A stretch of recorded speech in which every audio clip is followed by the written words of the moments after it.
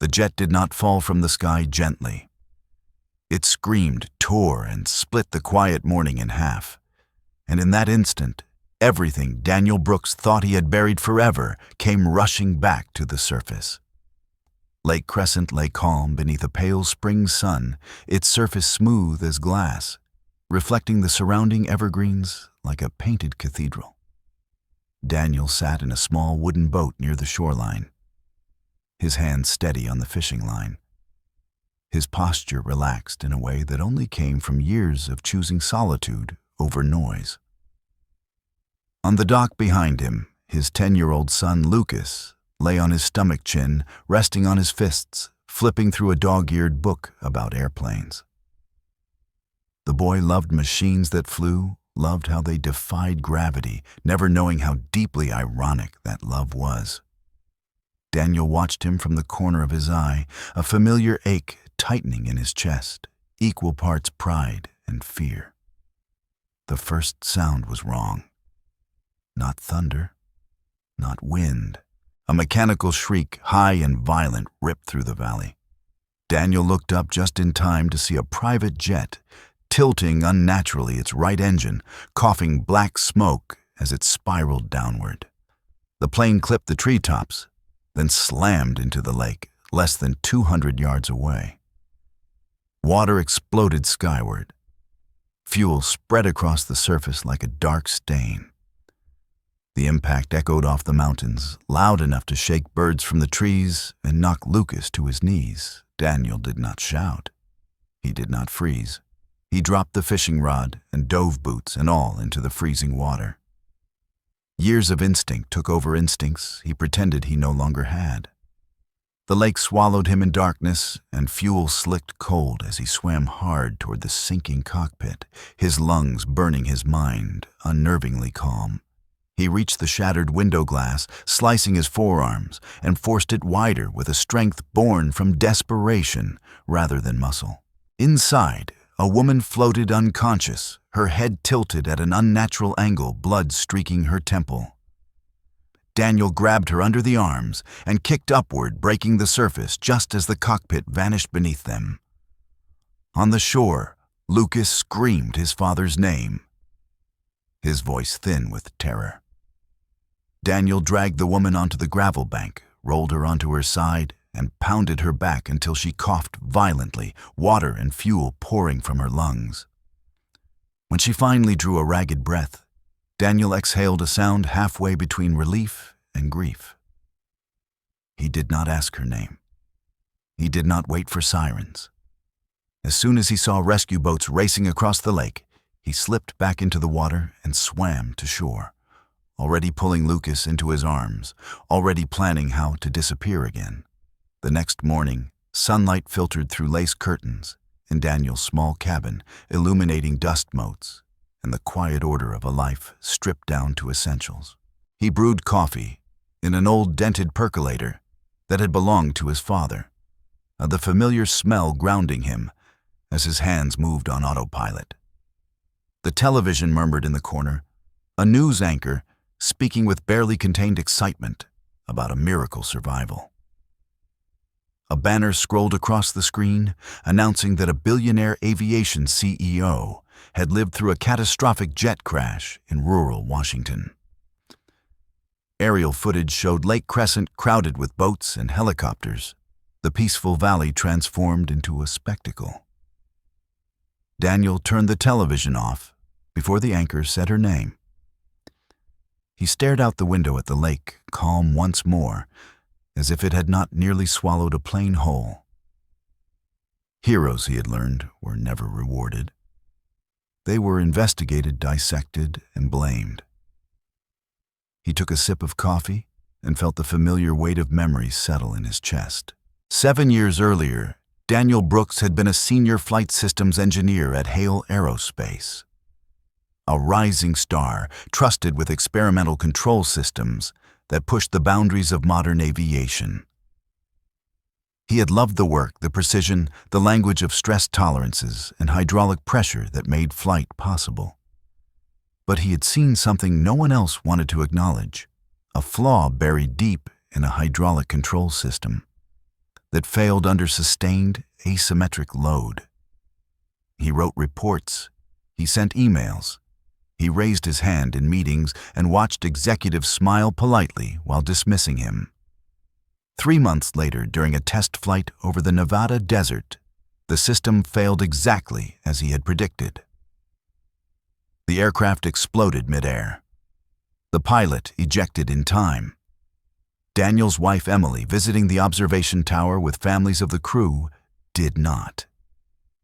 The shock wave tore through the structure, and in a moment of noise and fire, Daniel lost the center of his world. The company called it an unforeseeable accident. They paid for the funeral. They offered a settlement.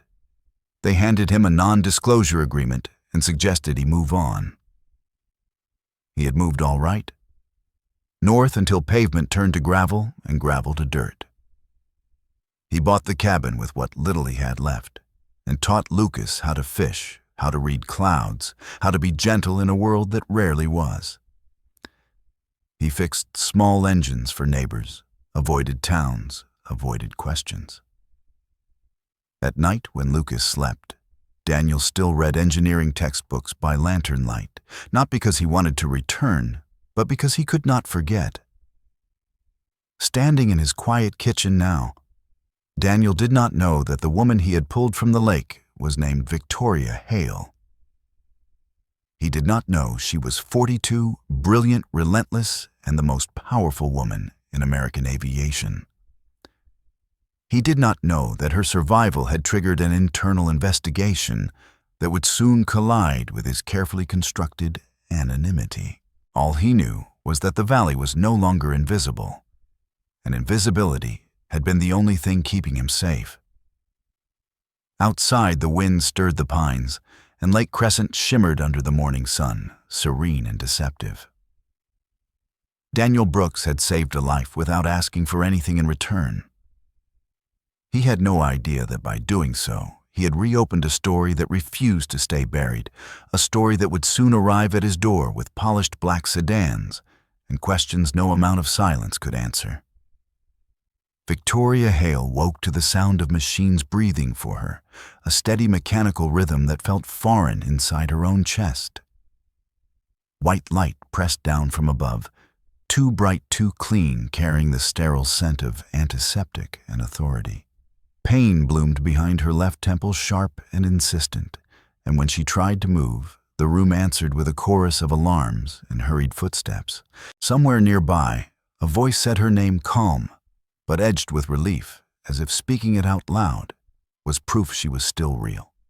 The hospital room overlooked Puget Sound, though the curtains were half drawn, shielding her from the world she had nearly left behind.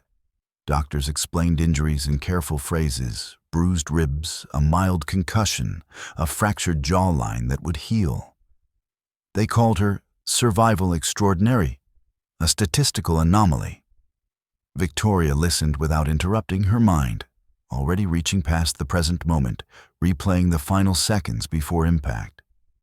The vibration through the cockpit floor, the warning lights that flickered too late, the sickening realization that the controls were not responding the way they should. By mid-morning, her phone lay heavy in her hand, vibrating endlessly with missed calls, messages, and secure alerts. Board members, attorneys, government officials. The machinery of her world reasserting itself with ruthless efficiency. Hale Aerospace stock had dipped, then stabilized. Public statements were drafted before she had even regained full consciousness. The company's crisis protocol moved faster than fear ever could. Victoria let it happen, answering questions with clipped precision, promising transparency while storing every unanswered doubt away for later. When the Coast Guard report arrived, she read it twice, then a third time slower. No evidence of pilot error, no weather anomaly. Preliminary indicators suggested mechanical failure originating in the hydraulic control system of the right engine assembly. The words settled in her chest like ice. That system had passed inspection. That system was proprietary. That system bore her company's name. Victoria closed her eyes, seeing again the water rushing toward the windshield, the sensation of falling sideways through the sky.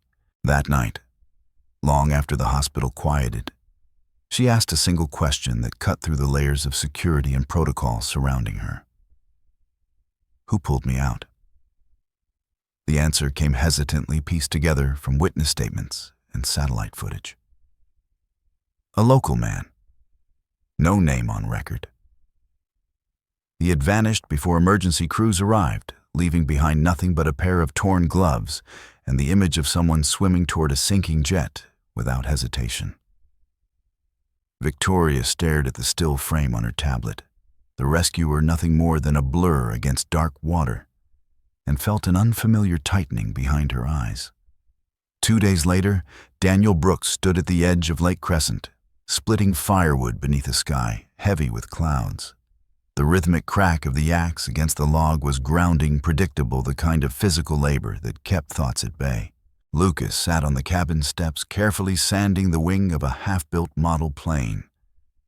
His tongue caught between his teeth in concentration. He glanced up every few minutes, scanning the dirt road, as if expecting it to grow teeth and bite. The valley had changed. Not visibly, not in any way you could point to and explain. But Daniel felt it in the way sound carried farther, in the way the lake no longer felt entirely theirs. A helicopter passed overhead that morning, its distant thrum sending a spike of tension through his shoulders. Lucas noticed it too, his hands stilling as the aircraft disappeared beyond the trees. "Dad, are they looking for you?" Daniel did not answer right away. He finished splitting the logs, stacked the wood, then wiped his hands on his jeans. "They are looking for a story," he said finally. "Stories always want more than the truth." Lucas nodded, not fully understanding, but sensing the weight behind his father's words. He returned to his plane, though his movements were slower, now distracted. Daniel watched him, guilt creeping in alongside the familiar fear. He had chosen isolation to protect his son. Now isolation was cracking. That afternoon, a call came through on the old flip phone Daniel kept charged out of habit rather than need. The number was blocked.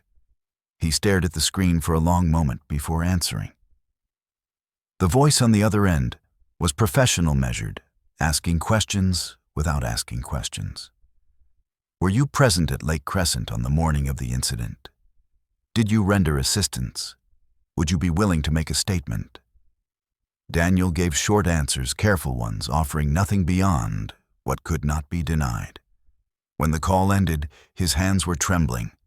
Miles away, Victoria Hale stood alone in her penthouse office.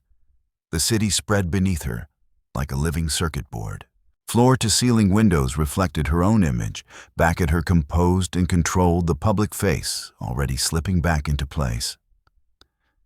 But beneath it, something restless stirred. She replayed the rescuer's blurred image again, enlarging it until the pixels broke apart. There was something about the way the figure moved through the water, efficient, deliberate, as if he knew exactly where to grab, where to pull. Her chief of staff entered quietly, placing a thin folder on the desk. Background checks were already underway. Local records, property ownership near Lake Crescent. A name surfaced, barely more than a footnote. Daniel Brooks, age 38, widower, 1 child, former engineer. Victoria's gaze sharpened. Engineer where? The answer arrived seconds later, delivered with the careful neutrality reserved for inconvenient coincidences. Hale Aerospace. The air in the room shifted. Victoria dismissed her staff and sat down slowly, the chair creaking beneath her. She opened the file scanning employment dates, departments, termination notes. No scandal, no public dispute. Just a quiet exit following an internal review years earlier. The timing lined up too cleanly. Her heartbeat quickened, not with panic, but with recognition. She remembered the memos she had skimmed early in her tenure, the ones marked resolved the warnings that had been buried under layers of management. At Lake Crescent, dusk settled in, painting the water in muted golds and blues. Daniel and Lucas ate dinner in near silence, amid the clink of cutlery loud in the small kitchen. When Lucas finally spoke, his voice was careful. "Are they going to make you talk on television?" Daniel met his son's eyes, seeing fear there, and something else, a dawning awareness that the world was larger and more dangerous than he had believed. "No," he said. "I will not let them turn us into something we are not." Later, after Lucas slept, Daniel stepped out onto the porch. The lake lay still, deceptively peaceful. He closed his eyes and breathed in the cold air, grounding himself in the present. He had saved a life. He had done nothing wrong. And yet the sense of being watched crept along his spine. He did not know that Victoria Hale was already planning a visit. He did not know that 3 black sedans were being scheduled for a drive north. All he knew was that the silence he had built his life around was beginning to fracture, and once broken silence never returned the same way again. The past did not return to Daniel Brooks as a memory. It returned as pressure slow and relentless, like water seeping through a crack in a dam he had spent years pretending was solid. That night, sleep came in fragments, broken by the sound of wind through the trees and the faint echo of metal tearing in his mind. He lay awake listening to Lucas breathe in the next room, each inhale a reminder of why he had chosen disappearance over justice. 7 years earlier, Daniel had lived in glass and steel, not wood and pine. Hale Aerospace headquarters rose above downtown Seattle like a monument to certainty, its corridors humming with confidence and ambition. At 31, Daniel Brooks had been one of the youngest senior engineers in the Flight Systems Division, respected, not for charm, but for precision. He spoke rarely in meetings, but when he did, people listened because his numbers never lied and his models never collapsed under scrutiny. The problem began as a tremor in the data, a fractional delay in hydraulic response under sustained asymmetric load, subtle enough to pass routine testing, catastrophic under the wrong conditions. Daniel saw it during a late-night simulation, the kind no one asked him to run, but he did anyway. He reran it, then again. Each time the same failure curve appeared quiet and lethal. He documented everything, graphs, clean language, restrained recommendations, clear, immediate grounding, redesign required. His supervisor smiled and thanked him for his diligence. Upper management would review it. They always did. Weeks passed, then months. The warnings were acknowledged, categorized, and buried beneath production deadlines and cost projections. Daniel escalated, sent emails directly to directors, attached simulations, highlighted margins of failure in red. The replies grew colder, more formal. Concerns noted. Risk acceptable. Production continues. Emily had been the only one who truly listened. She worked in communications, not engineering. But she understood people, understood what silence from leadership really meant. They sat at their kitchen table late at night, papers spread between half-empty mugs of coffee, Lucas asleep down the hall. Emily traced the graphs with her finger, her brow furrowed. "They are choosing money over safety," she said quietly. Daniel did not answer. He already knew. The test flight over Nevada was supposed to be routine, a final demonstration before full-scale deployment. Daniel was not on the crew. He watched the feed from the control room, arms crossed, jaw tight. The failure came faster than expected, a sharp deviation, a cascading loss of control. The pilot ejected seconds before the aircraft disintegrated in a bloom of fire. In the aftermath, chaos filled the room, voices overlapping, phones ringing. Daniel stood frozen, staring at the screen. his worst projection now a reality. Emily had been watching too from the observation tower with other families. She liked seeing where Daniel worked, liked imagining the invisible hands behind flight. When the shock wave hit, it shattered the west wall of the structure. Concrete gave way. Glass exploded. In a single violent moment, Daniel's life split into before and after. By the time he reached the site, there was nothing left to save. The company called it a tragic accident, an unforeseeable failure. They praised Daniel's diligence in hindsight, thanked him for his service, then slid a non-disclosure agreement across a polished table. It was framed as protection. For the company. For him. For Lucas. Sign this and you can move on. Refuse and the legal machinery would ensure he never worked in aerospace again.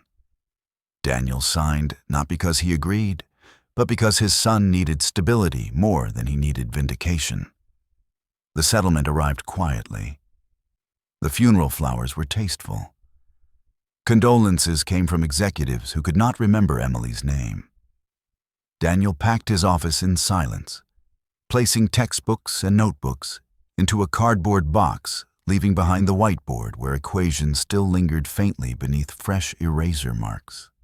He walked out without looking back, carrying a grief too heavy for the city that had helped create it. Now, years later, that same grief stirred as Daniel stood at the edge of Lake Crescent, the water dark beneath a moonless sky. He had built a life designed to be small, controllable, safe. Fix engines. Teach Lucas kindness. Avoid attention. But the past had a way of resurfacing when least convenient, and the woman he had pulled from the lake was proof of that. Miles away, Victoria Hale sat alone in her office. Long after midnight, the city lights dimmed to a distant constellation beyond the glass. The file on her desk bore Daniel Brooks' name, its contents growing heavier with every page she turned. Employment records, internal memos, archived emails flagged but never acted upon. She read them slowly, her expression tightening, not with shock, but with a dawning comprehension that bordered on guilt. She remembered inheriting the company after her father's sudden death, the sheer volume of decisions demanding her attention. She had trusted the systems in place, the layers of management designed to filter noise from substance. Now she saw what those layers had done. They had buried a warning. They had sacrificed a man's family for quarterly stability. And then, years later, that same flawed philosophy had nearly killed her. Victoria closed the file and leaned back, staring at the ceiling. The man who had saved her life had once tried to save others and been silenced for it. The irony was sharp enough to hurt. She understood with a clarity that unsettled her that this was no coincidence. This was consequence. Back in the cabin, Daniel watched Lucas sleep, the steady rise and fall of his chest grounding him. He brushed a hand through his son's hair, careful not to wake him, and felt the familiar surge of protectiveness. He had lost everything once by trusting a system that claimed to value safety. He would not make that mistake again. Outside, the wind shifted, carrying the distant sound of an engine on the road below. Daniel did not know that plans were already in motion, that the woman whose life he had saved was preparing to confront the truth he had been forced to abandon. But as he stood there in the dark, one thought settled in his mind with quiet certainty. The past had found him, and this time it was not asking for silence. The sound reached the cabin before the cars did a low, deliberate rumble that did not belong to the forest. Daniel Brooks felt it through the soles of his boots as he stood at the chopping block axe, raised mid-swing. He paused, listening the instincts he had learned to trust tightening his shoulders. Engines, not one but several, moving, slowly, confidently, as if the road itself had been cleared in advance. Lucas appeared in the doorway, sanding block still in his hand, eyes narrowed toward the trees. Are those trucks? Daniel set the axe down and wiped his palms against his jeans. No, he said. They sound expensive. 3 black sedans emerged from the tree line, polished to a mirror shine that looked almost obscene against the dirt road and fallen pine needles. They moved in formation tires, barely disturbing the gravel, and stopped 10 feet from the porch as if measured by design. The lead car's door opened first. The woman who stepped out did not rush. She stood for a moment, taking in the cabin. The lake beyond it, the man watching her, without surprise. Victoria Hale wore a charcoal blazer and slacks, cut with surgical precision clothes, chosen to command boardrooms, not forests. A faint bruise shadowed her left temple, partially concealed by makeup, and a thin bandage traced her jaw. Her posture was straight, her gaze steady, assessing. She walked forward on heels that crunched softly against the gravel, flanked by 2 men in dark suits, who remained a respectful distance behind her. Daniel did not move. He had imagined this moment in fragments since the helicopter passed overhead, since the phone call, since the news anchor's voice filled his kitchen. The past had finally decided to knock rather than haunt. "You saved my life," Victoria said, stopping a few feet away. Her voice was calm, direct, unpracticed. "Then you vanished before I could thank you. I wanted to do that in person." She extended her hand. Daniel looked at it for a second longer than etiquette required, then shook it once firmly. "No need," he said. Anyone would have done the same. Her lips curved slightly, not quite a smile. "No," she replied. "Most people would have filmed it first." One of the men stepped forward, holding a thick envelope with both hands, the paper stiff enough to suggest weight. "Compensation," he said smoothly. "For your bravery. There is also a standard non-disclosure agreement. Given the circumstances, discretion is important." Daniel did not take the envelope. He glanced past them toward the lake, the water catching light through the trees, deceptively peaceful. "I do not want money," he said. "And I do not sign things anymore." Victoria studied him more closely now, or the way someone studies an equation that refuses to resolve. Something in his refusal was familiar, controlled, edged with something older than resentment. "You're not curious why my plane went down?" she asked. "Not my business," Daniel said. His jaw tightened almost imperceptibly. "It might be," she said evenly. "The preliminary findings suggest sabotage. Someone may have tampered with the hydraulic control system. We are cooperating with the investigation." The words landed between them with deliberate force. Daniel felt the echo in his bones, the same echo that had followed him north years ago. He said nothing. Victoria's gaze drifted past him, drawn to the open cabin door. Inside the space was modest, but orderly handmade furniture, stacked firewood, a corkboard on the far wall. She took a step closer without asking permission. On the board were technical drawings, blueprints pinned with care margins filled with neat annotations. Clean lines, precise measurements. The language of someone who had not forgotten how to think like an engineer. She stopped in front of one drawing, her breath catching. The logo in the corner was unmistakable. Hale Aerospace. For a long moment, neither of them spoke. The forest seemed to hold its breath with them. Daniel felt it then, the shift. The moment where the truth could no longer be rearranged into something harmless. He turned to face her fully, his expression unreadable. Lucas chose that moment to step onto the porch model plane tucked under his arm. "Dad, who are they?" Daniel's face softened instantly, the tension easing just enough for a different truth to surface. "Just people passing through Bud. Go back inside." Lucas hesitated, his eyes flicking to Victoria, curious but cautious. then nodded and disappeared back into the cabin. Victoria watched him go, something subtle changing in her expression. Recognition, perhaps, or understanding. She looked back at Daniel, her voice quieter now. Daniel Brooks. He did not ask how she knew his name. "Thank you again," she continued. "If you ever need anything, you know how to reach me." She turned before he could respond, walking back to the lead car. The doors closed with a soft, final sound.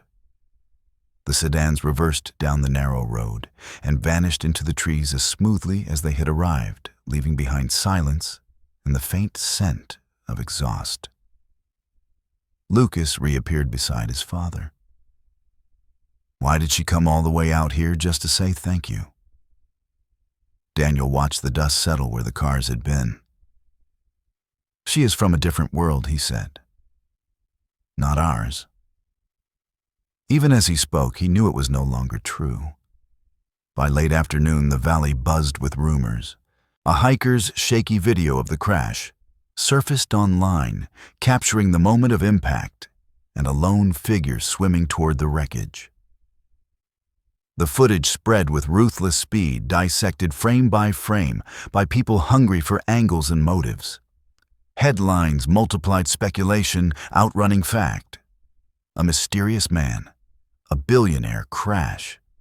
Questions raised. Reporters arrived in town before sunset, parking vans along the main road, knocking on doors, asking neighbors for stories they did not have.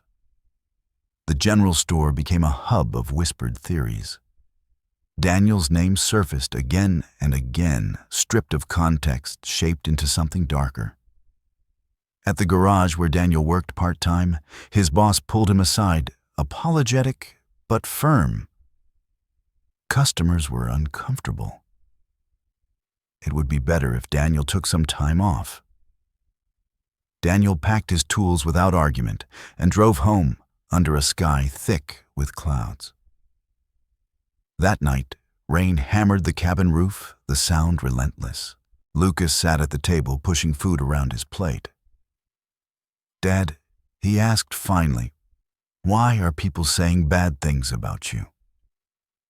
Daniel reached across the table and took his son's hand, his grip steady despite the storm gathering beyond the walls. "Sometimes people are afraid of what they do not understand," he said. "They make stories because stories are easier than truth." Lucas looked down. "Will it stop?" Daniel did not answer. Outside, the lake swallowed the rain in silence. And miles away, in an office lit by screens and doubt, Victoria Hale reopened a file she had not meant to touch, already knowing that the man she had just met was no longer a footnote in her past, but the key to everything she thought she knew about her company, her family, and herself. By morning, the valley no longer felt like a refuge. It felt like a spotlight Daniel Brooks had never asked for and could not escape. News vans crowded the narrow road into town engines, idling satellite dishes raised like watchful eyes. Reporters spoke in low, urgent tones, already shaping a narrative before asking a single, honest question. A quiet man, living alone near the crash site. A billionaire CEO saved at the last possible second. The story did not need facts. It needed suspicion. Daniel sensed it the moment he stepped into the grocery store. Conversations faltered. Shelves seemed louder than usual, carts squeaked too sharply, and eyes followed him with a cautious curiosity that edged toward fear. A woman nudged her young daughter closer as Daniel passed her, smile tight and rehearsed. Near the checkout, a man in a work jacket muttered to his friend, loud enough to be heard, that nobody just happened to be in the right place when a private jet went down. Daniel set his basket on the counter and walked out without a word, the automatic doors sliding shut behind him like a verdict. Back at the cabin, Lucas tried to pretend nothing had changed. He focused on his model plane, sanding the wing with careful strokes, asking what they would have for dinner, laughing at a joke that fell flat. But Daniel saw the way his son kept glancing toward the window, listening for engines that did not belong to the forest. When night fell, rain returned heavy and relentless, pounding the roof until the small cabin felt even smaller. Lucas pushed his food around his plate, his shoulders drawn inward. "Dad," he asked softly, "why are people saying you are bad?" The question cut deeper than any accusation. Daniel looked at his son, at the boy who had lost his mother before he could truly remember her voice, who had grown up believing the world was simpler because his father had tried to make it so. Daniel wanted to explain how fear twisted truth, how strangers found comfort in blame. Instead, he reached across the table and squeezed Lucas's hand. "Sometimes people are afraid of what they do not understand," he said. "That fear makes them say things that are not true." Lucas nodded slowly, though doubt lingered in his eyes. "Will it stop?" Daniel did not answer.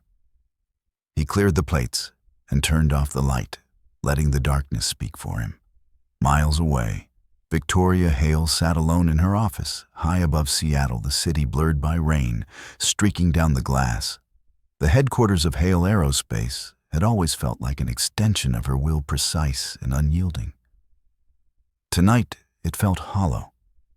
Her computer screen glowed with radar logs from her flight lines of data, revealing a deliberate gap in the signal.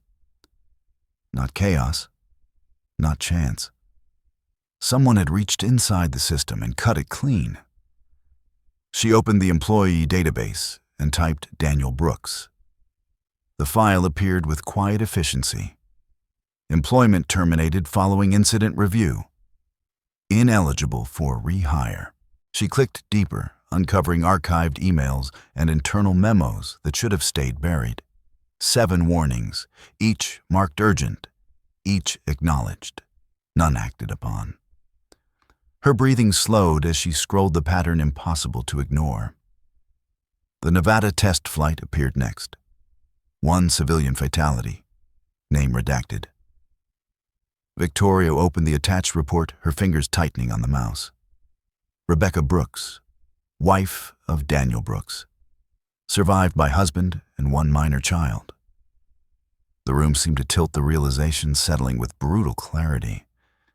The man she had nearly watched drown had lost his wife because her company had chosen silence over safety. A knock interrupted the moment. Grant Hale entered without waiting, his presence polished and authoritative. At 65, he wore control easily, silver hair, immaculate smile measured. "You are still here, Victoria." He glanced toward her desk. "Long day?" "The investigation is important," she replied evenly. Grant walked to the window, hands clasped behind his back. "I heard you drove north to meet your rescuer." "Admirable. But people are already talking. We need to manage perception carefully." "He saved my life," Victoria said, her voice steady. "Of course," Grant replied smoothly. "But perception matters more than intention." He turned his gaze sharp. "You are not reopening old personnel files, are you? Digging into ghosts rarely helps anyone." The question hung in the air, casual and dangerous. Victoria met his eyes. "No reason to." Grant smiled, satisfied. "Good. We have enough trouble without revisiting the past." He left as quietly as he had come. Victoria waited before reopening the file. She printed everything, the evidence warm in her hands, and slipped it into her bag. Outside, rain soaked her hair and coat as she crossed the plaza, the weight of truth pressing harder with every step. This was no longer about survival. It was about consequence. The call came that night just before 10 to the old flip phone on Daniel's kitchen counter. He almost ignored it. "Mr. Brooks," a calm voice said. "This is Victoria Hale. I need to see you tonight. It is urgent. Now is not a good time." Daniel replied, tension creeping into his voice. "I know about Lucas's asthma," she said quietly. "He needs his inhaler." Daniel felt the air leave his lungs. "What are you talking about?" A sudden crash echoed from Lucas's room, followed by a thin, desperate wheeze. Daniel dropped the phone and ran. Lucas sat upright in bed, clutching his chest, his face pale and slick with sweat, lips tinged blue. Daniel grabbed the inhaler and pressed it to his son's mouth. Nothing. Empty. Panic surged, raw and immediate. He tore through drawers and cabinets, the backup missing. Lucas's breathing grew shallower, each breath a struggle.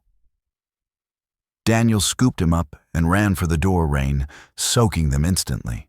Headlights flooded the driveway as a black sedan skidded to a stop. Victoria jumped out. "Get in, now." Daniel did not hesitate. He climbed into the back seat, cradling Lucas against his chest.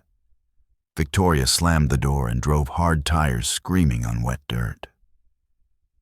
Daniel whispered to his son, begging him to stay awake, his voice breaking as Lucas's breathing faltered. The drive should have taken 40 minutes. Victoria made it in 25. Emergency room doors flew open. Nurses rushed forward, a gurney appearing instantly. A doctor took over, attaching a nebulizer. Slowly, painfully, Lucas's chest began to rise and fall more steadily.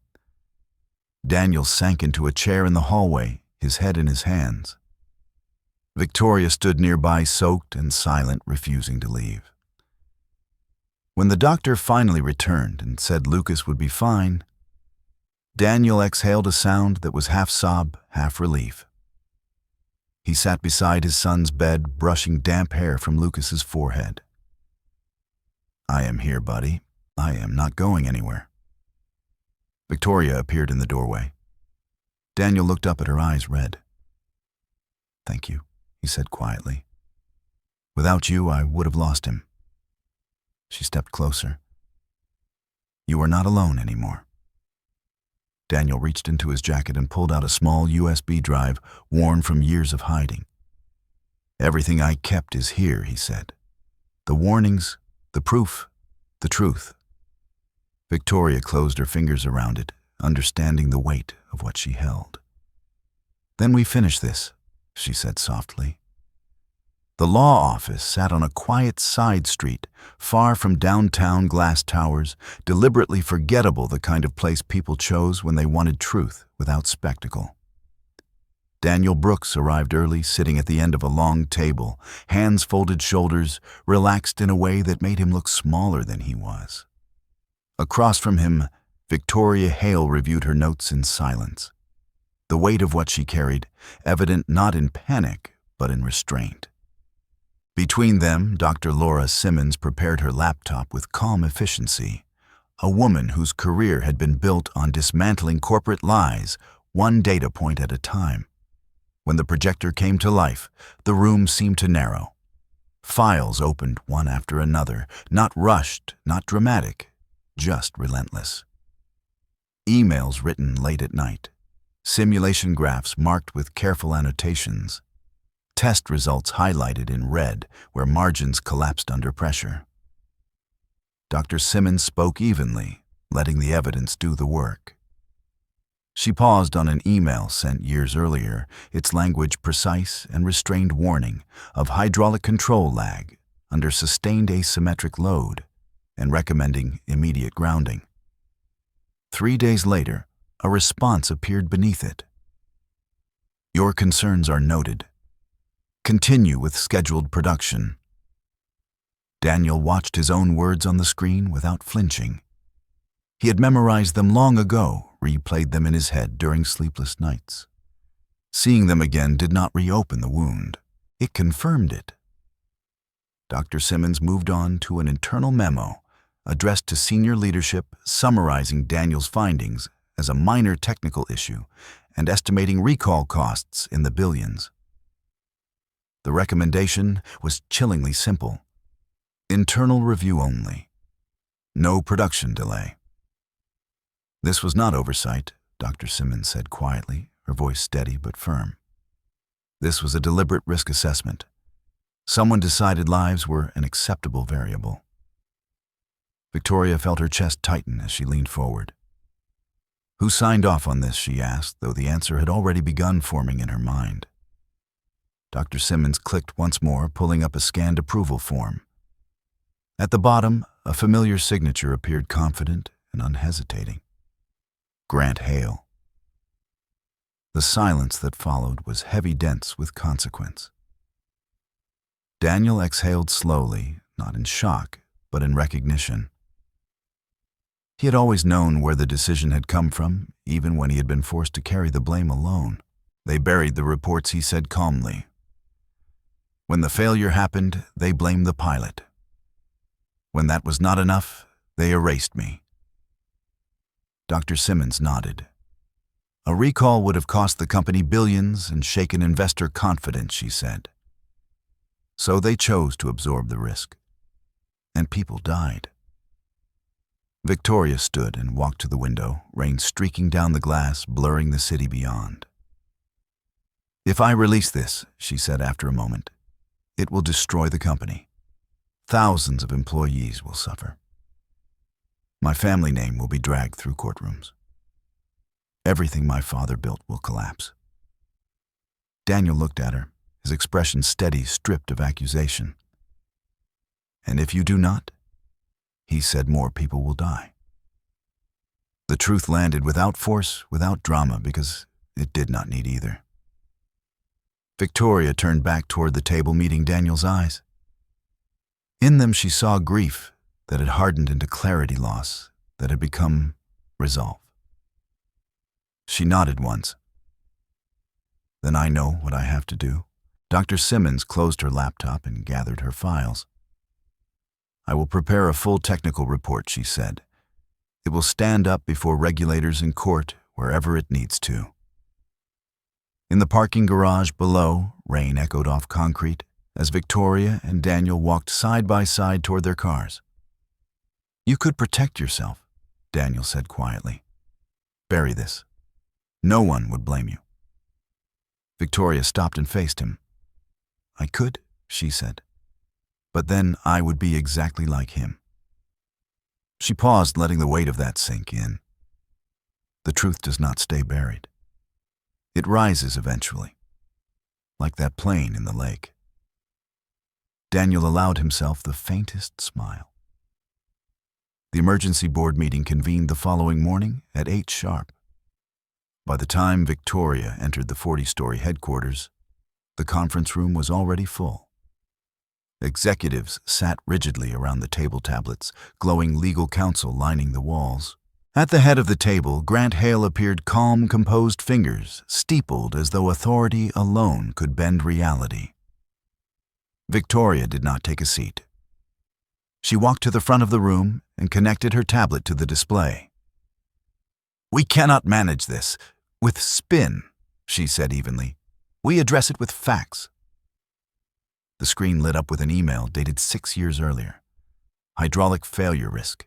Immediate action required. Sender, Daniel Brooks. A murmur rippled through the room. Grant's expression tightened. Victoria clicked forward.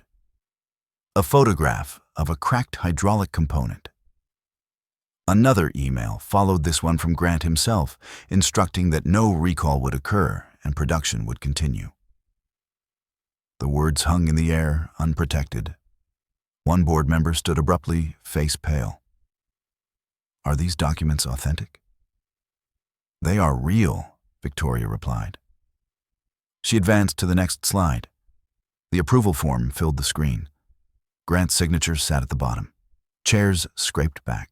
One executive closed his folder and left. Another followed. Within minutes, nearly half the room had emptied. Grant slammed his hand on the table. You are going to destroy this company, he snapped. Everything your father worked for. Victoria met his gaze. No, Uncle Grant. You destroyed it when you chose profit over lives. She placed a folder on the table. I am stepping down as CEO effective immediately. I have contacted the FAA. A full investigation is underway. Grant stared at her, fury replacing composure. You think this makes you better than me? No, Victoria said quietly. It makes me responsible. She turned and walked out as voices rose behind her. Outside, cameras flashed and reporters shouted questions. Victoria paused only long enough to say that the evidence would speak for itself, then continued down the steps.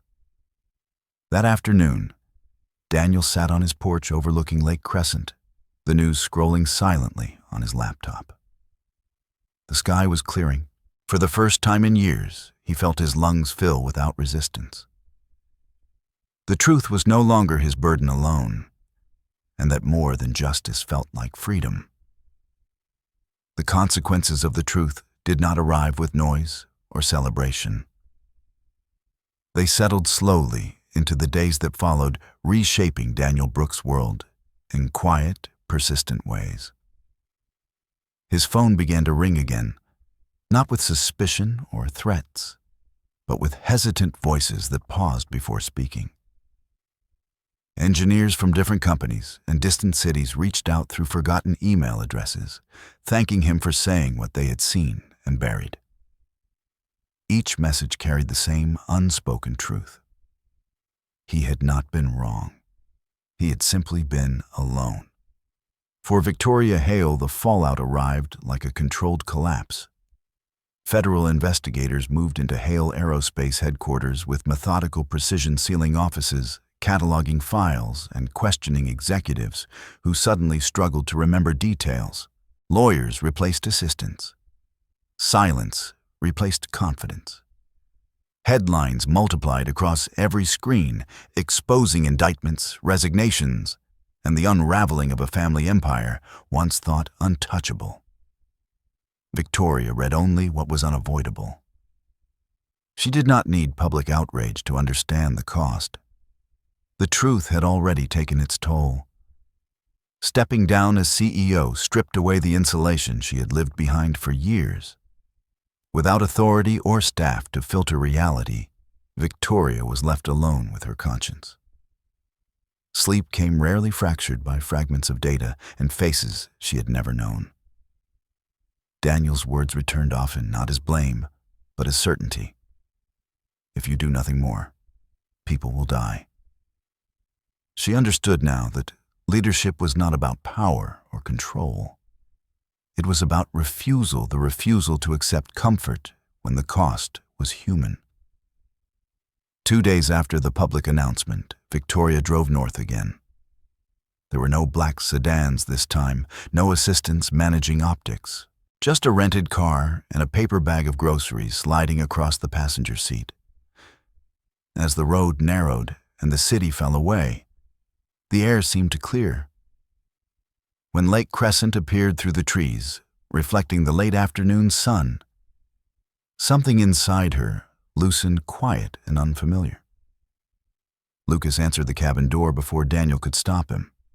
Surprise flickered across his face, then cautious excitement. "You came back?" he said, as if testing whether promises could truly hold. Victoria smiled, unguarded and real. "I said I would." Daniel stood behind his son, uncertainty briefly visible. "I did not think you meant so soon," he said. "I did not think you would come alone." "I am not here as a CEO," Victoria replied. "I am here as someone who owes you more than she can ever repay." She lifted the grocery bag, slightly grounding the moment in something ordinary. They ate together at the small kitchen table, spaghetti steaming in mismatched bowls, garlic bread torn by hand. Lucas talked endlessly about his model planes, explaining balance and lift with careful seriousness. Victoria listened completely, making the space feel lighter than it had in days. Later, after Lucas went to bed, Daniel and Victoria sat on the porch mugs, warming their hands beneath a sky scattered with stars. The lake below lay still, reflecting light without judgment. "I stopped believing in people a long time ago," Daniel said quietly. "When my wife died, when the company erased me, I convinced myself that doing the right thing only brought loss." Victoria nodded slowly. "I believed the opposite. I believed systems protected people if you trusted them enough. Now I know trust without accountability is blindness. You listened when it mattered, Daniel said. You believed me when it cost you everything. Victoria looked down at her cup. I think about your wife often. About Rebecca. I cannot change what happened, but I can make sure it never happens again. Daniel met her gaze. You already have.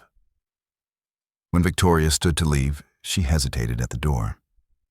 There is a position opening, she said. Head of Safety and Compliance. It will not be comfortable or celebrated, but it will matter. Daniel hesitated, old fears stirring. I do not know if I can return to that world. You do not have to decide now, she replied. Just consider it. The next morning, the black sedans returned, all three rolling slowly up the dirt road. This time they felt different.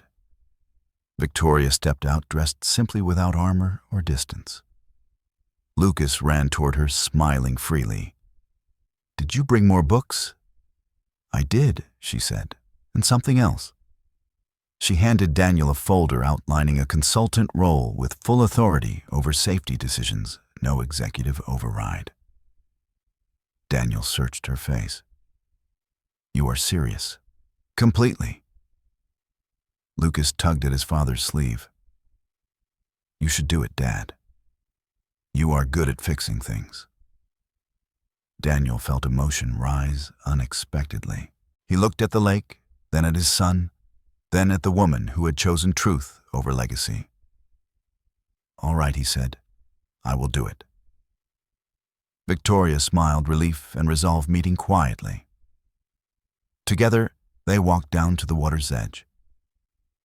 This is where it started, Victoria said. And where it changed, Daniel replied. Lucas skipped a stone across the lake, watching ripples spread outward. Do you think people can change? Victoria considered the question carefully. I think they can try. And sometimes that is enough. 1 year later, the headquarters of Hale Aerospace looked nothing like the fortress it had once been. Glass walls had been replaced with warm wood and open light, and the silence of fear had given way to the quiet focus of accountability. People walked slower here now, reading signs, checking procedures, aware that safety was no longer a slogan, but a promise kept daily alive. Inside the main hall, engineers, regulators, families, and journalists gathered beneath a simple banner announcing the opening of the Hale Aviation Safety Foundation. Victoria Hale stood at the podium without armor or titles. Her voice steady as she spoke of choices, consequences, and the courage to tell the truth before silence could claim another life, and honor those already lost, never forgotten, by conscience, alone. In the front row, Daniel Brooks sat beside his son Lucas, feeling a weight lift that he had carried for years. He listened as Victoria named failures without excuses and accepted responsibility without defense. When she spoke of an engineer who warned lost everything and still chose integrity, Daniel lowered his eyes, letting the applause pass through him like a gentle tide of closure earned. After the ceremony, conversations lingered instead of ending. Survivors shared stories once buried by legal threats. Young engineers asked questions without fear. And policies were rewritten in plain language anyone could understand. Daniel realized that justice did not arrive as revenge, but as repair, slow and deliberate, built by many hands, working together across disciplines, generations, and futures, once denied now, possible again at last. That afternoon, the drive back to Clearwater Valley felt lighter. The lake greeted them with familiar calm, reflecting a sky wide enough to hold both loss and hope. Daniel watched Lucas launch a silver model plane across the water, the small craft gliding forward steady and free, no longer weighed down by unseen flaws, because truth had finally corrected the design beneath everything they trusted. Victoria stood at the shore, hands in her pockets, understanding power differently now. It was not control or command, but the willingness to listen and to act when listening revealed discomfort. She knew forgiveness was not owed, yet responsibility was. In choosing transparency, she had not erased the past, but she had changed the future for others, especially those still unheard, unseen, waiting quietly today. At the cabin that evening, Daniel sat on the porch as dusk settled the air, carrying pine and water. He thought of Emily not with the sharp pain of regret, but with a steadier sense that her loss now meant something. Justice had not brought her back, but it had given meaning to the warning she inspired and protected countless lives she would never meet. Lucas joined him, leaning against his side, asking whether the world would stay better. Daniel smiled softly and answered honestly that nothing stayed perfect, but effort mattered.